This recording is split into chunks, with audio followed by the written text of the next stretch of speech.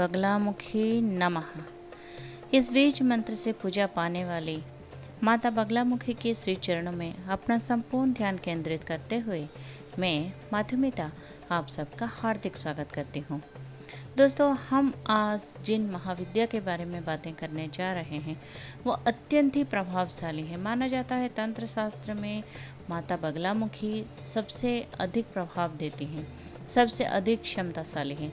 बगलामुखी माता के बारे में जितनी भी वर्णना है, जितनी भी उनके साथ जुड़ी हुई पौराणिक कथाएं हैं, ये सब अत्यंत रोचक है। जैसे कि एक बार क्या हुआ था, सतयुग में माता के प्रकट के बारे में अब ये कहानी हम सुनने जा रहे हैं कि एक बार सतयुग में क्या हुआ था, महाविनाश उत्पन्न करने वाला एक ब्रह्मांडीय तूफान उत्पन्न हुआ। अब जब इतना बड़ा बवंडर शुरू हुआ, इतना बड़ा तूफान आया, तो उसमें संपूर्ण विश्व के नष्ट हो जाने का जो संभावना है वो बहुत ही बढ़ गया। एक ओर से वो विश्व को नष्ट करने लगा वो जो ब्रह्मांडीय तूफान था, तो इसलिए चारों ओर हाहाकार भी मच गया। तो संसार का जो रक्षा करना था वो पूर्ण तरह से असंभव हो गया। तो ये तूफान सब कुछ नष्ट भ्रष्ट करता हुआ आगे बढ़ता जा रहा था, जिसे देखकर भगवान श्री हरि विष्णु चिंतित हो जाते हैं। अब श्री हरि विष्णु के कंधों पर तो सारे विश्व की रक्षा का भार है, वो तो सबकी पालन करता है। तो इसलिए उनका जो चिंता वो तो स्वाभाविक था कि वो विश्व को इस ब्रह्मांडीय तूफान से रक्षा कैसे करें। तो इस समस्या का उनके पास भी कोई हल नहीं था, ये माना गया है। तो ये इस समस्या का कोई समाधान ना पाते हुए वो क्या करते हैं, भगवान शिव जी को स्मरण करते हैं। ये तो हम जानते हैं कि भगवान श्री हरि विष्णु शिव जी को अपना आराध्य मानते हैं, जबकि महादेव श्री हरि विष्णु को अपना आराध्य मानते हैं। दोनों महाशक्तियाँ परस्पर के साथ इसी तरह से हमेशा जुड़े हुए रहते हैं, हमेशा एक दूसरे का जो है ध्यान करते रहते हैं। तो इस समस्या के समाधान के लिए वो जब भगवान श्री हरि विष्णु जब महादेव के स्मरण करते हैं और उनका ध्यान करते हैं, तब भगवान शिव जी कहते हैं उन्हें कि वो शक्ति रूप के अतिरिक्त और कोई भी इस विनाश को रोक नहीं सकता, क्योंकि माँ आदिशक्ति जो है, माँ पराशक्ति जो है, वो स्वयं ही प्रकृति है। अब प्रकृति से जुड़ा हुआ कोई भी तांडव हो, प्रकृति से जुड़ा हुआ कोई भी उथल पुथल कुछ भी हो, तो उसे रोकने की क्षमता पुरुष में तो हो नहीं सकता। तो वो स्वयं प्रकृति में ही विराजमान है, क्योंकि माता आदिशक्ति ही स्वयं प्रकृति है। तो महादेव शिव शंकर श्री हरि विष्णु से ये कहते हैं कि इस समस्या का समाधान केवल माता आदिशक्ति के पास ही है, अतः उन्हें माता की ही स्मरण करनी चाहिए, वही इस समस्या का कोई समाधान कर सकती हैं। तो इसके बाद क्या हुआ, ये माना जाता है भगवान विष्णु क्या करते हैं, वो एक हरिद्रा सरोवर करके होता है, उसके निकट पहुंचकर उन्होंने कठोर तप शुरू कर दिया। श्री हरि विष्णु माता आदिशक्ति को स्मरण करते हुए, ध्यान करते हुए कठोर तप करने लगे। तो भगवान विष्णु के तप से तो देवी शक्ति खुश हो जाती हैं, वो संतुष्ट हो जाती हैं और वो प्रकट होते हैं। और उनके साधना से वो महात्रिपुरा सुंदरी, जो हम जानते हैं कि माता जो है त्रिपुरा सुंदरी माता बन के वो पहले हमें दर्शन दे चुकी हैं, जो कि षोडशी माता का भी और एक नाम है। तो वही क्या है, वो बगलामुखी बन के वो प्रकट होती हैं। उनका वो जो स्वरूप है, उन्हें महात्रिपुरा सुंदरी जो शक्ति है वही बगलामुखी शक्ति से भी जाना जाता है। उन महाविद्या का नाम तब से बगलामुखी पड़ा है। मंगलयुक्त चतुर्दशी की अर्धरात्रि में देवी शक्ति जो बगलामुखी के रूप में वो प्रकट हुई हैं। त्रैलोक्य स्वामिनी जो महाविद्या भगवती बगलामुखी हैं, वो प्रसन्न होकर श्री भगवान हरि विष्णु से कहते हैं कि आपकी मनोवांछा अवश्य पूर्ण होगी और इस सृष्टि के विनाश को हम जरूर रोकेंगे। तभी माता बगलामुखी क्या करती हैं, वो सृष्टि के इस विनाश को रोकती हैं। वो वीर रति भी माता बगलामुखी को कहा जाता है, क्योंकि देवी स्वयं ब्रह्मास्त्र स्वरूपिणी है। उनके पास माना जाता है ब्रह्मास्त्र का भी प्रयोग माता बगलामुखी करती हैं, उनके पास ब्रह्मास्त्र भी होता है। उनके शिव को महारुद्र कहा जाता है, क्योंकि माता बगलामुखी जो है वो ये जो महाविद्या है ना, ये सारी तरह से सिद्धियां प्रदान करता है। सही में माना जाए तो माता बगलामुखी को जो है ना, उन्हें स्तंभन विद्या में प्रवीण माना जाता है। माता बगलामुखी जो है उन्होंने सारे विश्व की रक्षा तो की, श्री हरि विष्णु की मनोवांछा भी तो पूर्ण की। उसके साथ साथ उन्हें तब से जिनके पास इतनी बड़ी शक्ति है, जो स्वयं प्रकृति स्वरूपिणी है, जो इस पूरी सृष्टि को विनाश होने से बचा सकती हैं, उनको शत्रु विनाश के लिए बहुत ही माना जाता है, बहुत ही पूजा जाता है। कहा जाता है माता बगलामुखी का जो स्वरूप है वो स्तंभन विद्या में पूर्ण तरह से सक्षम है, यानी कि सम्मोहन विद्या, जो कि सामने वाले का जो शत्रु होता है, जो कि सामने वाला जो हमारे ओर आक्रमण करने आता है, तो उसको किसी तरह से स्तंभन की जाए, उसकी सारी शक्तियाँ अपहरण कर दी जाए। वो जो विद्या है, वो जो कला है, वो जो प्रवृत्ति है, वो माता बगलामुखी ही प्रदान करती हैं। माता रानी का ये जो स्वरूप है, ये भीषण होने के साथ साथ अपने भक्तों की रक्षा करने वाला भी है। माता भीषण स्वरूपा तभी होती हैं जब कोई दुष्ट प्रकृति, जब कोई दैत्य, जब कोई असुर अपना सर उठाता है, किसी को हानि पहुंचाने की कोशिश करता है, किसी का अहित करता है। वरना तो माता अपने भक्तजनों के लिए बहुत ही सौम्य है, शांत है, और हमेशा मुस्कुराने वाली चेहरा लेकर वो हमारे पास आ जाती हैं। अपने इस रूप से माता रानी स्वर्ण सिंहासन पर विराजमान है। माता, जबकि अन्य स्वरूपों में हम देख सकते हैं, कभी तो उन्होंने किसी की वाहन की सवारी की है, या तो कभी भीषण स्वरूप में आकर उन्होंने महादेव की छाती पर अपना पैर रखते हुए खुद को नियंत्रण किया है। तभी माता बगलामुखी को हम देख सकते हैं, जो कि बहुत ही सुंदर तरह से, बहुत ही उनकी सौम्य मूर्ति है, जो कि एक स्वर्ण आसन पर विराजित है। माता बैठी हुई हैं, माँ यहाँ पे खड़ी नहीं है, वो कोई तत्पर नहीं होती, वो बिल्कुल क्षिप्र गति से, तीव्र गति से उनका बिल्कुल आगमन नहीं होता। माता आराम से बैठी हुई हैं। इतना ही नहीं, इस सिंहासन पर हम देख सकते हैं कि एक राक्षस का मृत शरीर पड़ा हुआ है, जिसके ऊपर माता रानी बैठी हुई हैं। जैसे कि अभी अभी हमने बातें की कि माता रानी स्तंभन विद्या में पारंगम है, उनके सामने किसी का वश ही नहीं चलता। तो ये राक्षस जो है, ये एक प्रतीकात्मक राक्षस है, जिसको माना जा सकता है हर बुरी शक्ति जो है, ये इस राक्षस का रूप लेकर माता रानी के नीचे मृत पड़ा हुआ है, यानी माता रानी के उनके शक्ति के सामने वो अपना शीश झुका चुका है। तो माँ बगलामुखी के सिर पर है ना एक मुकुट हम देख सकते हैं, वो माता रानी है। ये जो स्वरूप है, इनमें माता रानी के सर पर हम एक मुकुट देख सकते हैं, और उनके केश खुले हुए हैं। केस माता रानी का हमेशा बहुत सारी छवियों में या फिर अक्सर ये देखा गया है कि माता के केस खुले रहते हैं, क्योंकि हम ये भी जानते हैं कि माता जब पार्वती स्वरूपा होती हैं, जब वो कैलाश स्वामिनी होती हैं, तब वो अपनी केस विन्यास करती हैं, केस को बांधे रखती हैं। मगर जब वो किसी महाविद्या के रूप में प्रकट होती हैं, या फिर कोई स्वरूप और लेना चाहती हैं, या फिर किसी दैत्य का संहार करना चाहते हैं, तब उनके केस खुल जाते हैं। जैसे कि एक विद्या उनके अंदर जब समा जाता है, वो कोई और स्वरूप लेना चाहते हैं, तो उस वक्त उनके केस खुले हो जाते हैं। ये हम देख सकते हैं। उनके 3 नेत्र हैं और 2 हाथ हैं। ये हम देख सकते हैं माता बगलामुखी का 3 नेत्र 2 हाथ हैं, जबकि कई और छवियों में हम देख सकते हैं माता के ना 4 हाथ हैं। शरीर का रंग उनका सुनहरा है, जहाँ से पूरी स्वर्ण वन की जो आभा है वो निकलती है। और साथ ही उनको माता का ना पीले रंग के वस्त्र और आभूषण बहुत पसंद है। पीला रंग जो है हम देख सकते हैं, वो बृहस्पति महाग्रह का भी माना जाता है, उनको भी पसंद है। तो माता रानी पीले वस्त्र धारण करते हैं। एक हाथ में माता का हम देख सकते हैं वो जो शत्रु हैं उनको दंड देने के लिए एक बेलन जैसा सामान है, एक मुदगर जैसा, वो एक हम देख सकते हैं। और दूसरे हाथ में उन्होंने राक्षस का जीभ पकड़ा हुआ है।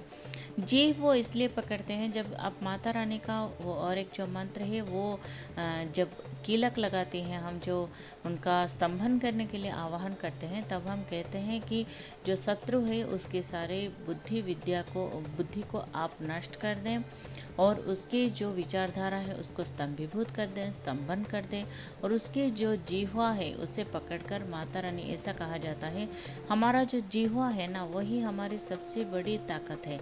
हम अपनी किसी भी इंसान का हम रूप से अगर देखें तो अगर किसी इंसान की जिह्वा को कोई पकड़ सकता है, जिह्वा जो है वो पकड़ में नहीं आता, तो अगर जिह्वा को पकड़ लेना मतलब हमारी सारी विचारधारा को, हमारी वाणी को, हमारी सारी शक्तियों को पकड़ लेने के समान ही है। जिह्वा को पकड़ने के बाद भी अगर कोई खुद को छुड़ा नहीं सकता, उसका मतलब उसे पूर्ण तरह से वश में किया जाता है। तो माता इसी स्वरूप में हमारे सामने आ जाती हैं। माता रानी उस राक्षस की जीभ पकड़ी हुई है और उसकी ओर देखती हुई हमें नजर आता है कि उसे डराने की वो प्रयत्न करती हैं। यानी माता रानी जो स्तंभन विद्या जानती हैं, जो वो सम्मोहन विद्या जानती हैं, तो उनकी दृष्टि ही पर्याप्त होती है कि वो जो राक्षस सामने पड़ा है ना, तो वो बिल्कुल ही कहीं इधर उधर भटक नहीं पाता, वो देख नहीं पाता, ऐसा माना गया है। माता बगलामुखी जो पीला वस्त्र वो धारण करती हैं और पीले रंग का वो आभूषण भी पहनती है ना, तो इसलिए उनका एक नाम भी पीताम्बरी देवी बोल के भी कहा गया है। माँ बगलामुखी से संबंधित जो रुद्रावतार हैं वो बगलेश्वर महादेव कहे जाते हैं। माता का संबंध जो है वो कूर्म अवतार से है, श्री हरिविष्णु के कूर्म अवतार से होता है। कूर्म अवतार जो है हम जानते हैं जब समुद्र मंथन हुआ था ना, जब मंदराचल को दंड बनाया गया था और जब वासुकी को रस्सी बनाई गई थी, एक और देवता थे, एक और दैत्य थे, और सब मिलके वो वासुकी का इधर उधर करके वो मंथन करने लगे, जैसे दही का मंथन किया जाता है उसी तरह से वो जब मंथन करने लगे पूरे समुद्र को, तब वो मंदराचल क्या है कि वो समुद्र के अंदर जब उसको डाला जाता है तो वो कहीं टिक नहीं पाता, तो वो भी इधर ढलता है कभी उधर ढलता है। तो अगर वो मंथन के समय अगर वो जो दंड होता है वो अगर एक जगह पर टिक नहीं पाएगा तो मंथन कैसे संभव है, तो हो नहीं सकता ना। तो इसलिए ये माना गया है कि उसको एक जगह पर स्थिर रखने के लिए श्री हरि विष्णु ने कूर्म अवतार लिया था। कूर्म यानी कछुए का स्वरूप। जो कछुआ का जो हम जानते हैं उसकी जो पीठ पर एक बहुत ही कठिन आवरण होता है, जो उसके पीठ जो है, जो कछुए का जो पीठ है वो बहुत ही सख्त होता है, कठिन होता है। तो उस पर कुछ भी अगर वो आघात प्राप्त होता है या फिर उसके ऊपर कोई चोट लग जाए तो कछुए को कोई नुकसान नहीं पहुंचता, और ऐसा माना गया है कि वो टूटता भी नहीं है जल्दी से। हमने अक्सर ये भी देखा है कि अगर कोई कछुए को अगर कोई हानि आने की, वो कोई उसका अहित करने की कोशिश करे या फिर कोई उसका वध करने की कोशिश करे, अगर खतरा देखे तो तुरंत ही खुद को वो अपनी उस पीठ के अंदर जो खाल है उसमें वो छुपा लेता है।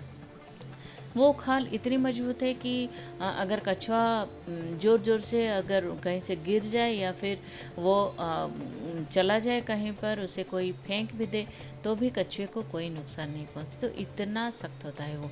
तो इसलिए भगवान श्री हरि विष्णु ने कूर्म अवतार लिया हुआ था। तो वो जब नीचे वहाँ जाकर बैठ गए, समुद्र के नीचे वो जाके समंदर में बैठ गए, तो उनके ऊपर इतना बड़ा मंदराचल जो इतना बड़ा पर्वत था उसे रखा गया। तो तब क्या हुआ, वो पूरी तरह से एक जगह पर स्थिर हो गया। अब जब वो मंदराचल जब स्थिर हो गया तो वासुकी को लेकर मंथन करना बहुत ही सरल हो गया देवता और असुरों के लिए। तो जब ये भगवान श्री हरि विष्णु का जो ये कूर्म अवतार है, तब हम ये देख सकते हैं कि वो जितने सख्त हैं, जैसे कि कूर्म बहुत ही एक सरल प्राणी है, वो निरीह प्राणी है, वो किसी का कोई नुकसान नहीं करता है, मगर उसकी पीठ जो है वो बहुत ही सख्त है। और उसके ऊपर देखिए इतना बड़ा जो पर्वत रखा गया, फिर भी भगवान श्री हरि विष्णु को कुछ नहीं हुआ, बिल्कुल चोट नहीं पहुंची। तो इस हिसाब से माता बगलामुखी का जो संबंध है माना जाता है कूर्म अवतार से है, क्योंकि माता बगलामुखी भी उतनी ही शक्त है, उतनी ही तेजस्वी है, उतनी ही क्षमताशाली है, मगर देखने में वो बहुत ही मतलब माता को अगर कोई आराधना करे, उनकी कोई पूजा करे, तो माता बहुत ही शांत स्वभाव की हैं और बहुत ही फलदायी हैं, बहुत ही जो कि है बहुत अपनापन से वो माता सबका पालन पोषण करती हैं, अपने भक्तों का पालन पोषण करती है। माता बगलामुखी जो है ना, सबसे उनका एक चीज़ ये है कि माता बीमारी, एक बहुत बड़ी बीमारी वो ठीक करती है। कौन सी बीमारी? माता हकलाने का जो बीमारी है वो ठीक करती है। जी हाँ, हकलाने का बीमारी जो हम क्या करते हैं जब कुछ भी कहने लगते हैं ना, तो हमारी जो जीवा जो है वो हकलाता है, थोड़ा लग जाता है। जब हम कुछ कहने की कोशिश करते हैं तो वो पूर्ण तरह से ठीक नहीं होता, तो हम सही से जो कहना चाहते हैं वो बोल नहीं पाते। तो तब क्या होता है कि माता बगलामुखी की अगर कोई पूजा करें तो माना जाता है कि उसका जो हकलाने का बीमारी है वो पूर्ण तरह से ठीक हो जाता है, फिर वो आराम से बातें कर पाता है, ऐसा भी माना गया है। माता बगलामुखी का जो आधिपत्य है दोस्तों, माना गया है कि ये राहु और केतु दोनों पर माता बगलामुखी का आधिपत्य है, ये माना जाता है। इसलिए क्योंकि जो राहु महादशा और केतु महादशा है, दोनों ही महादशा जो है माना जाता है कि ये संबंधित है इंसान के धर्म कर्म से और इंसान की जो सोच विचार से। माता बगलामुखी का जो ये भव्य स्वरूप है, ये संपूर्ण रूप से जबकि हमने देखा है उन्होंने जो राक्षस का जी पकड़ते हुए उसके ओर देखती हैं, और उनका नज़र ही काफ़ी होता है किसी को सम्मोहन करने में, किसी को स्तंभन करने में। वो अगर एक बार किसी को देख लें तो उसके आगे कोई जा नहीं सकता, उसके आगे कोई भ्रमण नहीं कर सकता, कोई चलन नहीं कर सकता। तो इसी तरह से वो अगर राहु और केतु जो हैं, माना जाता है कि ये दो जो ग्रह हैं जो कि स्वरभानु के शरीर के अलग हो जाने से वो दोनों प्रकट हुए हैं, तो वो संपूर्ण रूप से इधर उधर आराम से घूमते रहते हैं विश्व में चारों ओर, मतलब उन दोनों के ऊपर किसी का नियंत्रण नहीं रहता, ये माना गया है। जबकि राहु जो है वो सूर्य को ग्रास करता है और केतु जो है वो चंद्रमा को ग्रास करता है, ऐसा माना गया है। तो जब उनके अंदर इतनी सारी शक्तियाँ हैं कि वो एक एक ग्रह को वो निगल जाते हैं, ग्रास कर लेते हैं, उनके ऊपर वो हावी हो जाते हैं, तब माना गया है कि माता बगलामुखी के जो साधक हैं उनके ऊपर राहु और केतु कोई प्रभाव नहीं डाल पाते हैं।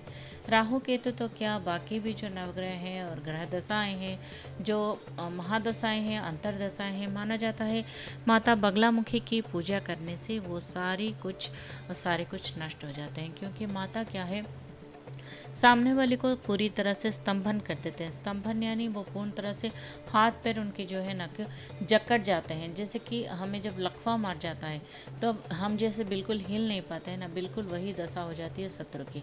जब माता के सामने ये माना गया है जब कोई शत्रु आ जाता है तो उसका जो बगलामुखी का जो बीज मंत्र है, जो स्तंभन मंत्र है, अगर कोई वो पढ़ के उसके ऊपर वो प्रयोग करना चाहे, या फिर वही खाली पढ़ के स्वयं को एक कवच में, माता का जो आशीर्वाद है उस कवच में अगर खुद की रक्षा करना चाहे, खुद को अगर ढाल दे, तो ये माना जाता है कि सामने वाला जो शत्रु है वो बिल्कुल ही उसे जिसे लकवा मार जाता है, वो पूरी तरह से पूर्ण तरह से हाथ पैर उसके चलते नहीं, वो जैसा है वैसा ही स्तंभीभूत हो जाता है। स्तंभन मंत्र इसे कहते हैं।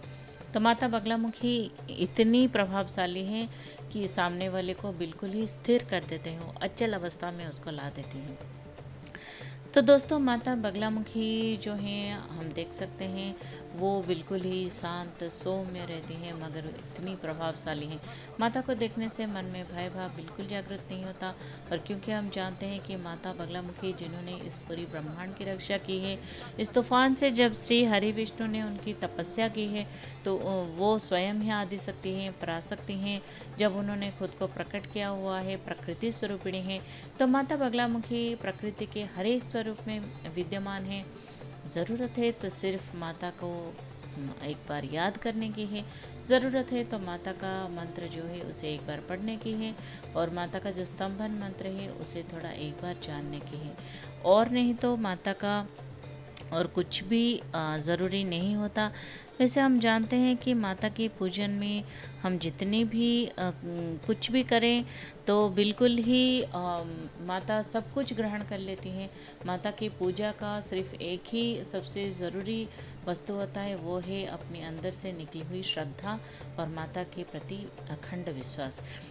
ऐसे ही बातों बातों में हम आपको ये बताना चाहते हैं कि माता का जो स्तंभन करने वाला जो बीज मंत्र है, जो उनका सबसे प्रभावशाली मंत्र है, वो ये है कि ओम ह्रीं बगलामुखी सर्वदुष्टानां वाचं मुखम पदम स्तंभय जीह्वं कीड़य बुद्धिं विनाशाय ह्रीं ओम स्वाहा। ये मंत्र अगर कोई जाप करता है तो उसकी हर तरह से मनोवांछा भी पूर्ण होता है। जैसे कि श्री हरि विष्णु की मनोवांछा पूर्ण हुई थी, कामना पूर्ति होती है। और इतना ही नहीं, शत्रु विनाश हम इस मंत्र में देख सकते हैं। हम उन्हें बोलते हैं कि माता जो है कि वाचम यानी जो भी कुछ जो कोई कहना चाहता है, जो उसका मुख है, जिस मुख से वो शत्रु हमें विनाश करना चाहते हैं, वो सब कुछ, और उसका पद जो है जिस अपने पैर से जो चल के आता है हमारे ओर, क्षिप्र गति से जो हमारा दुश्मन हमारे ओर आ रहा है, हमें रक्षा कीजिए, उसको स्तंभन कीजिए, उसको एक जगह पर उसको स्थिर कर दीजिए।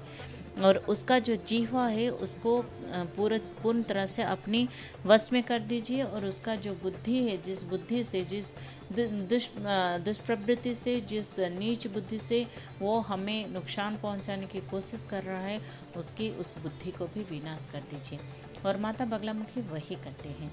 वो आने वाली हर पीड़ा, हर समस्या, हर शत्रु, रोग, जो भी जिस भी समस्या से हम गुजर रहे हैं, जो भी समस्या हमारे जीवन में आके हमें परेशान कर रहे हैं, तो उन सबको वो एक जगह पर लकवा मार देने की स्थिति में वो लाने की क्षमता रखती हैं।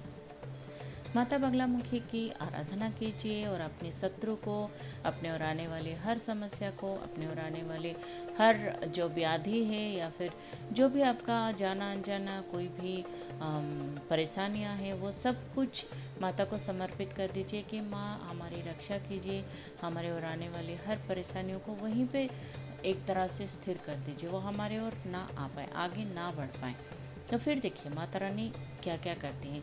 इतना ही दोस्तों हम आपको बताना चाहेंगे कि ये जो तंत्र साधना में बोला गया है या फिर माता की जो गुप्त साधना की जाती है, रात्र में की जाती है, मध्य रात्रि में की जाती है, ये सब तो हाँ तंत्र साधना में ज़रूरी है। जो सन्यासियाँ हैं उनके लिए संभव है, गृहस्थ लोगों में भी संभव है। लेकिन कई तरह से ये भी देखा गया है कि हम अपने काम में जो रोज़मर्रा की ज़िंदगी है, जो रोटी चावल डाल के अंदर ही हम बिल्कुल भटकते रहते हैं, हम बिल्कुल अपने घर के परिवार की परेशानियों में जकड़े हुए होते हैं। तो हमारे जो इतने सारी जो काम में हम बिल्कुल स्वयं को भी भूल जाते हैं, माता रानी का उपासना नहीं कर पाते हैं, तब भी ना मन बिल्कुल छोटा मत कीजिए। क्योंकि माता रानी, जैसे हम आपको कई अध्यायों में बता चुके हैं, आगे भी बता रहे हैं, तो माता रानी का पूजन जब भी कीजिए, इतना खुद को ज़रूर तैयार कीजिए, आपने क्या पहना हुआ है, कैसे आपने तैयारियां की है, कैसे मंडप सजाए हैं, ये सब माता कुछ नहीं देखती। ये सब अपने मन और विचार को शुद्ध करने के लिए हम ये सब करते हैं। जब हम कोई मंडप सजाते हैं, माता रानी का कोई उनका पसंदीदा रंग का कोई वस्त्र पहनते हैं, खुद को तैयार करते हैं, घर पवित्र करते हैं, वो सब इसलिए क्योंकि हमारा जो मन है वो स्थिर हो जाए, माता रानी के पूजा आराधना में, ध्यान में हम बिल्कुल मग्न हो जाए। तो मगर जब हम बहुत ही ज़्यादा परेशानी में घिर जाते हैं ना, तब हम ये सब औपचारिकता भी नहीं कर पाते हैं। मगर फिर भी खुद को बिल्कुल परेशान मत कीजिए, ऐसी औपचारिकता की ज़रूरत भी नहीं है। आप बस ये मंत्र हैं, माता का ध्यान है, वो सब अपने मन से कभी मत निकालिए। जब भी बैठिए, माता रानी का ध्यान कर दीजिए। यकीन मानिए, कोई कोई ये आपको डराने की कोशिश करते होंगे कि ऐसा कर देने से माता क्रोधित हो जाती हैं, वैसे कर देने से माता क्रोधित होते हैं। बिल्कुल नहीं, माता बिल्कुल क्रोधित नहीं होंगी, क्योंकि कोई भी माँ अपने बच्चे की पुकार सुनकर क्रोधित हो ही नहीं सकती। हाँ, इतना ज़रूर हो सकता है कि जैसे कोई 1,00,000 बार अगर जाप करता है तो उसको जो फल मिलता है, तो 1,000 जब करेंगे तो थोड़ा कम मिल सकता है, या फिर 100 करेंगे तो और थोड़ा घट जाएगा, और 10 करेंगे तो और थोड़ा घट जाएगा, एक बार करेंगे तो और थोड़ा घट जाएगा। ये प्रभाव में थोड़ा अंतर इधर उधर हो सकता है। कुछ हो सकता है हमारे भी कर्म की जो कर्म दशा है, जो हमारे कर्म फल है, इसके वजह से थोड़ा इधर उधर हो सकता है। मगर ये बात बिल्कुल नहीं है कि अगर आपने माता का ध्यान कर लिया, अरे मैंने तो ये सारा कुछ इंतज़ाम नहीं किया, औपचारिकता नहीं किया, माता का कैसे ध्यान कर लिया, माता गुस्सा हो जाएगी, माता नाराज़ है, ये सब बिल्कुल नहीं होता। माता कभी नाराज़ नहीं होती। मगर इतना ज़रूर है कि जब कभी भी आप बुलाएंगे तो इतना विश्वास खुद में होना चाहिए कि माता रानी ज़रूर सुनेंगी। हाँ, वो ज़रूर सुनती हैं, वो ज़रूर सुनती हैं। हमारे जाने अनजाने में वो हमारी रक्षा भी करती हैं, इतना यकीन ज़रूर रखिएगा। और हाँ, मेरे साथ जोर से, दिल से ज़रूर कहिएगा, अम्बे मात की जय। और हाँ, माता की जय जयकारा करते हुए खुद को तैयार कीजिएगा माता के अन्य स्वरूपों की चर्चा सुनने के लिए, जो हम आपके लिए बहुत जल्द लेकर आपके सामने आ रहे हैं। मगर हाँ, तब तक के लिए हम आपसे आज्ञा ज़रूर भी लेंगे। तो मिलते हैं फिर। अभी फ़िलहाल के लिए आज्ञा लेते हैं। रहते हैं। जय माता दी।